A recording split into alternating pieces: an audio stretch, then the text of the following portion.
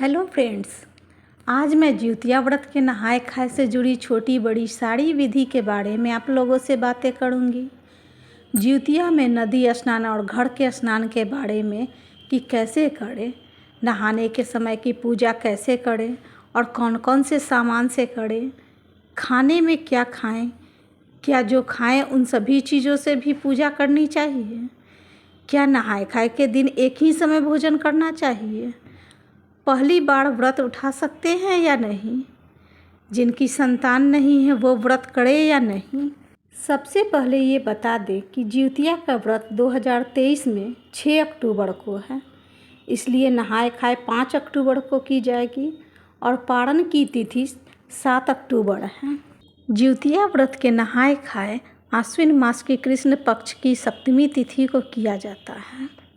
नहाय खाए के दिन नदी में या घर में आप जहाँ भी स्नान करें वहाँ पर आपके पितरों के लिए तेल खड़ी जरूर चढ़ाएं। जिउतिया का व्रत पितृपक्ष में होता है, इसलिए इस व्रत में जो भी चीज़ें करेंगे वो जीमूतवाहन भगवान चिल्ली सियारिन के साथ साथ अपने पितरों के लिए भी हर एक विधि करेंगे। अगर नदी में स्नान करें तो गीले कपड़े में ही 4 झुगनी के पत्ते को नदी किनारे रखकर खड़ी को पानी से गीली करके सभी पत्तों पर रखें। खड़ी के ऊपर थोड़े थोड़े सरसों के तेल भी रखें, फूल चढ़ाएं, धूप बत्ती दिखाएं और प्रणाम करें। थोड़ी सी खड़ी और तेल बचा लें, उसमें से खड़ी और थोड़ी तेल अपने बालों के लट में लगाकर फिर से स्नान कर लें और थोड़े से तेल बचाकर घर ले जाएं। अपने संतान के शरीर पर और बालों में थोड़ा थोड़ा तेल लगा दें। सिर्फ तेल ही बच्चों को लगाएं, ये नहीं कि बच्चों को स्नान कराने लग जाएं। अगर नदी स्नान करने के लिए नहीं जा रही हैं तो घर पर ही यही सारी प्रक्रिया कर लें।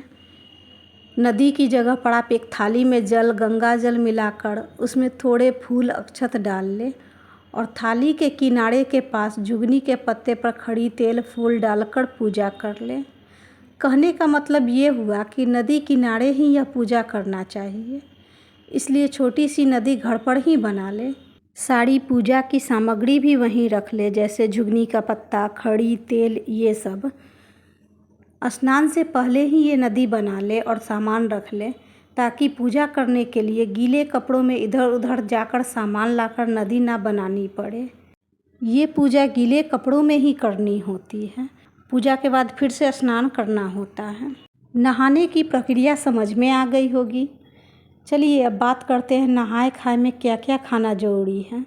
वैसे तो इस व्रत के नहाय खाए में नूनी की साग, मड़ुआ की रोटी और झुगनी की सब्जी अनिवार्य है, लेकिन बहुत से लोग नहाय खाए में मछली खाते हैं, बहुत लोग लहसुन प्याज भी खाते हैं, बहुत लोग लहसुन प्याज नहीं भी खाते हैं।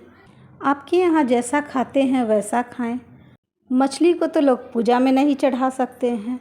बहुत से लोग बिना लहसुन प्याज का, यानी जिस प्रांत में जैसा रिवाज है, मड़ुआ की रोटी, नूनी साग और झुगनी की सब्जी बनाकर झुगनी के पत्ते पर रखकर जीमूतवाहन भगवान चिल्ली सियाड़न और पितरों के लिए निकालते हैं, तभी वो खाते हैं। जो जीमूतवाहन भगवान पर चढ़ाते हैं वो उतारकर अपने बच्चों को खिलाते हैं। चिल्ली सियाड़िन के नाम से चढ़ाया हुआ गाय और कौवों को देते हैं। साथ ही पितरों के लिए जो चढ़ाया गया है वो भी छत पर कौवों को खाने के लिए रख देते हैं। मैं नहाय खाए का खाना सिर्फ पितरों के लिए निकालती हूँ। पितरों में हमारी पूर्वज महिला जो हैं उनके लिए, ताकि वो भी नहाय खाए का खाना खाकर व्रत कर सके। और जो भी बनाती हूँ नहाय खाए में उन सब चीज़ों को पहले उनके नाम पर छत पर रख देती हूँ, तभी खुद खाती हूँ। माना जाता है पितृपक्ष में हमारे पितर कौवों के रूप में ही आते हैं। अब बात करते हैं नहाय खाए में एक ही बार खाना चाहिए क्या। देखिए, पहले लोग नहाय खाए में एक समय ही खाते थे, मगर अब लोग उतने स्वस्थ नहीं रहते, इसलिए आप उस दिन रोज़ की तरह 2-3 बार खाना खा लें, वरना पता चला व्रत के दिन ही बीमार पड़ गए। अब चलिए बात करते हैं पहली बार व्रत उठा सकते हैं या नहीं। जी नहीं, इस बार पहली बार व्रत ना उठाएं, क्योंकि इस वर्ष मलमास लगा था, तो अगले साल व्रत उठाएं। अब बात करते हैं जिन्हें संतान नहीं है वो व्रत करें या नहीं। जी हाँ, बिल्कुल। जिनकी संतान नहीं है वो भी संतान की प्राप्ति के लिए व्रत कर सकती हैं। पितरों के और जीमूतवाहन भगवान की कृपा से संतान शीघ्र ही प्राप्त होंगे। उम्मीद करती हूँ सारी बातें अच्छे से समझ में आ गई होंगी, किसी बात की कोई दुविधा नहीं होगी।